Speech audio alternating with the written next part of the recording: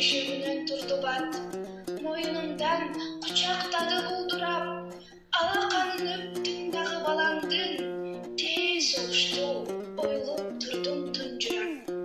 Самак эле менин досум сырдашкан, укмуш болчу күлкү менен ыржактан, ызылдаган октор тына калганда, ыр күлкүгө бизди бөлөп жыргаткан. Самак айтты, кайда жүрдүң жанатан? Мына балам, сен баламды карасаң, ал бала эмес, турду кагаз үстүндө, 5 манжалуу кичинекей алакан. Самак аны өп аптыга, улутунду бала кандай жакшына. Ошол түнү алакандуу кагазды коюп жатты жаагынын астына. Далай өп, самак ошол сүрөттү. Далай жолу алмаштырдык түнөктү. Бир кыштакка келип бардык жол сүрүп, төкүлөтүп үмүттүү зор жүрөктү.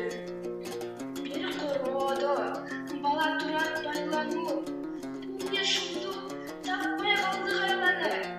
Жардам сурап бала боло бербеңди, бала көзү бизден өтүп жайнады. Ал баланы биз таң калып карасак, баарыбыздан самак тура баласак, наристени бошотууга байлоодон аттап-туттап чуркап кетип баратат. Ыйлап турган ал балага таңылып, жеткен кезде атасындай сагынып, кара түтүн боз топурак бурк этти, коюп койгон жоо минасы жарылып. Андан ары мен айта албай баратам, айткан сайын жүрөгүмдү канатам. Экөө тең жол жерде жатты бир гана, куп-куу болгон кичинекей алакан.